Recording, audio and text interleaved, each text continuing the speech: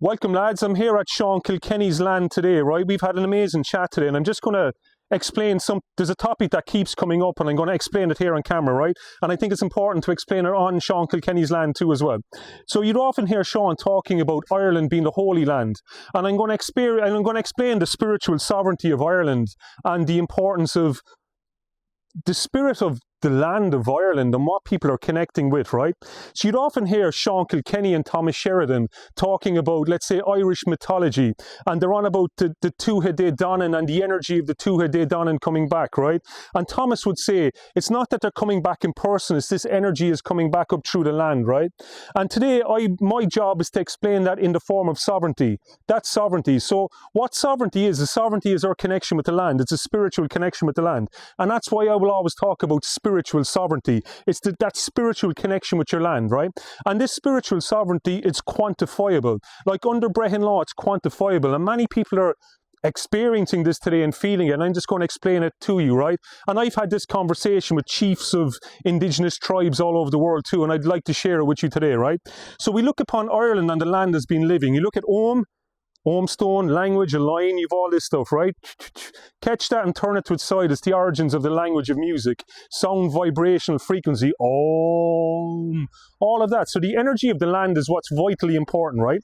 So look at the island of Ireland, and in many spiritual traditions, Ireland is seen as the embryo of the world, and that's where we get the understanding of Eru, the goddess of sovereignty, all of the above, and the importance of Ireland. So all the seas connect through Ireland, the four seas, they all connect through Ireland, and that's the four ventricles of your heart, right? And that's where we four provinces, all of the above. So look at Ireland as being an embryo, right? And I'm going to just start by explaining this through, let's say, the India chakra system, but I'm going to quickly get away from that as well, right? So look at Cork, right? The shape of Ireland, and look at Cork. They would say the base chakra, but it's the primal energy. That's the primal energy of the land, right? Survival instinct, all of that. And I'm from Cork, and this energy has an effect on the people of that area, and that's why I'm very primal. That's why I have a bow, right? So we look at, let's say, West Cork would be the feet, and that'd be grounded. There's a very groundedness down there, and it's connected to Kerry, Skellig, Michael. I'll get into the whole Skellig, Michael thing later, but it's all about groundedness and the grounded feel to it. Above that, then you have Clare, where we are today, right? So Clare is like the gut, and that's the gut microbiome. That's why the flora and fauna in Clare is very different, because that's the gut, and that's why we are here today. And how this land communicates then through people like Sean Kilkenny. Anybody who's watching Sean Kilkenny's videos, they all get a gut instinct of how good of a man this is, because that's sovereignty speaking through Sean, because he is here a man of the gut, right? So we look at, let's say, Belfast is a subconscious mind, right? It's been fighting with itself all along, right? Which makes perfect sense. But underneath the subconscious mind, the deep subconscious mind is Armagh, right? And you can look at the Archbishop of Armagh, all of that. But it's also where St. Patrick, Columba, and Bridget are also buried, right? Because these are part of the subconscious, collective consciousness of the spirit of the people of Ireland. So what's happening here is you're realizing the spiritual consciousness of the people and land itself, and this is spiritual sovereignty, right? Derry is the crown, but not crown as in C-R-O-W-N, but crown as in C-R-A-N-N, which is the Irish word for three-header, spiritually seen as a higher state of consciousness, right? Just back to the Clare and Galway area, that's also the solar plexus, right? So if you look off it, you have the Aran Islands, and that's where the sun rises and all that, and all the symbolism around here is all based on the solar plexus, right? So then you look at, let's say, we talked about Derry, Dira is the oak tree, crown the oak tree, right? But also if you look at, let's say, Donegal, right? Donegal will be seen as the pineal gland if you want to look at it that way, right? And it's very interesting. People of Donegal are very much aware. That's how the land speaks through them, right? So Donegal, you look, they're very spiritual, very religious people in Donegal. I laugh and joke that Daniel O'Donnell was nearly like a Christ-like figure at one point in Ireland. And people had pictures of him everywhere, elderly people, right? But Donegal is also the most least vaccinated part of Ireland, which shows you how aware they are, right? So we look at as well let's say you've seen a video of Sean Kilkenny and Thomas Sheridan as well on Holy Island, right, and Lough Derg. And Lough Derg is seen as the womb of Ireland, right? And this is connected to the Bow Darragh as well, the old Munster king of the Tuatha Danann. But it's the womb. Inishcaltra, Holy Island, is the womb, and that's also where the spiritual teachings of planet Earth came from at one point, right? And that's where the idea of the Holy Island comes from. So this is not just an Irish teaching. I've sat down talking with chiefs of indigenous tribes around the world on this very topic, right? You look at as well, let's say we look at Waterford, right? And Waterford is the bum. But Waterford is also the point of where we've been colonised most, right? By hook or by crook. And that's the land has been raped. The land was literally raped. And that's colonisation, goes back to the colon.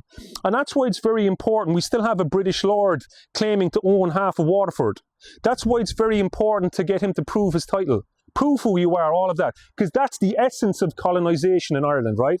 He needs to, who the Duke of Devonshire, who is he? How can you claim to own land in Ireland? Are we not meant to be a republic? And they're part of the British are, let's say, you look at Brexit and stuff, they're not even part of the European Union. So you're trying to say Ireland isn't even part of the European Union if there's a British monarch claiming to own land here. Like, what's going on? So he needs to prove his title. It's very important. Dublin is where we're gripped. It's where you grip a child at the back, right? So you're realising that's the spiritual essence of it, even more, right? I'll get into it deeper. So we look at, remember, if you look at, let's say, the Misha-Era festival, which happened in Drumshanbo, right? And that's the Troth. It's also where Bobby Sands came from, around that area, the Fermanagh Leitrim area. That's the Troth. And that's where people were trying to speak, get out their culture, all that kind of stuff. And then you see what happened is it ended up happening at Castlebar, right? And Castlebar is the hand. And if you understand spiritual sovereignty and mythology, that was a punch from Eru. And you'll notice that everybody just stopped complaining at that point. They were all just silenced, right? And that's the energy of the land. Right? And it's interesting when you look at people, because when I say the land communicates through us, it's very true, right? So even, there's a man I really like and respect, Thomas Sheridan, right? So Thomas Sheridan, where he's from, the Sligo area, so that's outside of the Troth, near enough going towards the hand, because he's speaking in action, right? So people around this area have also always made really good teachers. You've the Butler Yeats, you've all that kind of stuff, right? And then beyond him also you've, let's say, Conway, James Conway, right? And James Conway will be more, he'd be nearly ready to give fight, right? Because he's more closer to the arm. But you still want to sit and listen to James Conway because he's interesting too, right? So you're looking at the energy of the land and how it affects people. And I'd imagine there's a lot of similar people to James Conway up that area too. He must have a great network of people around him, right? And that's that. But also, let's say when we look at Castlebar, where the Misha-Era festival happened, right? And that's the hands. And that's very much, if you look at Stephen Kerr, right? And Stephen Kerr is very much like, he uses his brain as his fist in many ways in how he gets things done and achieves it. But these are characteristics of the land of Ireland, right? And people look at, let's say, Tuatha Dé Danann, right? So there's part of your body, if you look at Chinese martial arts and stuff like that, there's part of your body called the Dantian, the home of all that kind of stuff. But in Irish, that was Tuatha Dé Danann, right? I'm not saying that your body is Tuatha Dé Danann, but I'm saying this is also part of the mythology of it and how you can access the energy of your ancestors through these ancient martial arts. And that was Sliabhatha. Sliabhatha was the ancient martial art of Ireland, the way of life. And this became the most outlawed martial art on planet Earth, right? Because it was so advanced at awakening human consciousness. And I'm all about Sliabhatha. I'm Sliabhatha man, right? But even on the Dantian part of Ireland, the Tuatha Dé Danann, that's where the tomb of Eru is, right? So you have amazing families around Ireland. So back in the day when the church came over, we're told that they killed off all the Druids, all this, that, the other. But truth be told, there was families here who had such sovereignty and such connection to the land that the church didn't go at them because they were scared of black magic in themselves. That's how much people are scared of the land of Ireland, right?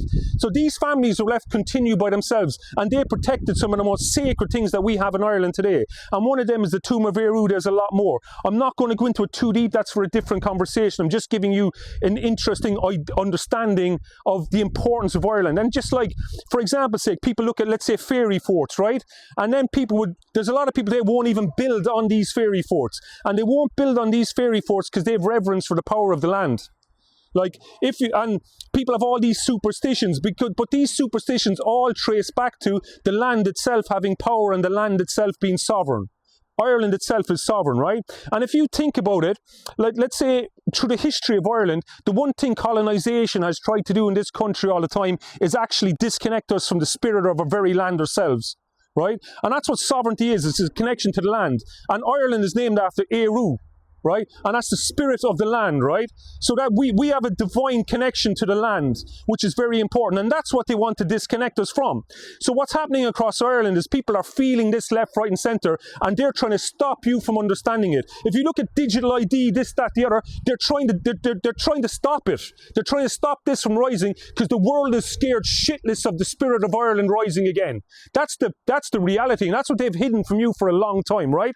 And you might, like, we have this talk with people around us, right? And people are inspired, absolutely love it. I've had this talk with chiefs of the indigenous nations of the world, and they're all now getting behind the spirit of the people of Ireland. Ireland is where colonisation started. It's also where colonisation ends. That is a fact. That is a fact. So spiritual sovereignty is the connection to the land, right? And I love it so much. Seeing, like, for a while we found it very hard to explain what this means and the importance of it. But spiritual sovereignty is the connection with the land, right? And again, that's why I'm a primal kind of guy. It's from where I'm from, and it's my connection to the land, and that's how it resonates through me. And as I said, I talk to people about how the land communicates to us. It doesn't mean that I'm talking to it, but it will communicate through us, and that's spiritual sovereignty. So as you develop a relationship with the land, this spiritual sovereignty grows and develops in you, right? And what happens is, as this grows and develops in you, it changes your understanding of the world around you, right? And it changes your relationship with nature. Right? I have an amazing relationship with nature that no matter where I go, I feel protected and safe, you know? And people who know me know that I've lived a crazy life, but I've also been very safe all the time. I've been protected by this land. Sometimes I feel like the land speaks through me too, and that's why I love Brehon law. And I believe we need to bring back our own tribal structures. I use the example of the New Zealand Maori, right? They have their chiefs, they have their elders, they have their tribal structures. Yes, they still operate underneath government structures, but they all learned that from Ireland. Through Tanistry, through Brehon law. They say Brehon law, we got rid of Brehon law in 1609. No, the governments of the world got rid of that from us because they needed to wreck us and control us. This is our natural social networks, and so how we function as people, our native social structures and moral structures, and that's what we need to bring back. It's not just social, it's also moral. Brehon law was a moral structure, and that's the problem with today, where morals aren't there. We need to bring it back. So our own tribal structures, Tanistry, the whole lot, we can bring that back, no problem. We don't have to ask a government. We can bring it all back and learn how to help each other properly. Now, the interesting thing is Brehon law and Tanistry were never part of a governmental body, so they were never political. They're not, so no matter what your politics are, it doesn't matter. Brehon law is how we function together and how we can help each other. And unless we bring back our own social structures in life, we're fucked. But we can help not just us, we can help the world too as well. And that's what we need to bring back. We need our own council of elders, our own chiefs, and the world is waiting for us to do it, right? And I'm just going to, we've talked as well a bit about, let's say, Om, right? The language of Om. And I've shown people I'm going to show you how this works. I've shown people the 13 trees, right? So they've 13 different trees. A different tree is more fertile or conscious due to the water crystallization of the tree in synchronicity with the moon. And that's an oak tree there I brought for Sean today, right? Oak is very important. It's power, strength, all of that. So a different tree is more fertile or conscious due to the water crystallization of the tree in synchronicity with the moon. So we know the fertility of the trees and stuff. But the important part is the sound, right? As I said with Om, you've the Om stone, you've the language of line, like this. Catch that and turn it to its side. It's the origins of the language of music, sound, vibrational frequency. Om, right? So the sound of the letter is very important. And this is what has been hidden from the Irish people for a long time. People now today know the importance of water, molecular structure of water, how water holds memory, right? So the tree that's more fertile or conscious at the moment, if you look into the molecular structure of the water in that tree, that molecule will hold a frequency, a vibration, and will also hold a crystallized format, right? A symbol with it. That harmonic in frequency is the sound of the letter, right? So that's the sound of nature, right? And when you can play this with many different instruments, and you can get into it vocally too as well. And when you start resonating this frequency next to the tree, you will fine-tune the trees. You will fine-tune all the trees. Not only that, right? This is our language, and that's what they've been taken from us, right? And when people listen to it, they're like, that makes total sense. That makes total sense. And I'm speaking here representing a lot of the chiefs of the world too. They all sign me bow, right? Because this is important to all of us, right? The Om alphabet isn't just about sound, it's about mycology, it's about oxygen, it's about purifying nature. When you plant all the 13 trees, right, align it in the proper way, it develops the immunity of nature itself, the fertility of soil, right? And this is what we need to bring back into the world today, right? So that's what sovereignty is. Sovereignty is your connection with the land that you come from. That's who we are. Mirror, mirror on the wall, who has got a pair of balls at all? I see a people on their knees, not realising they are as powerful as trees. Power comes from deep below, and it's into that power true warriors grow.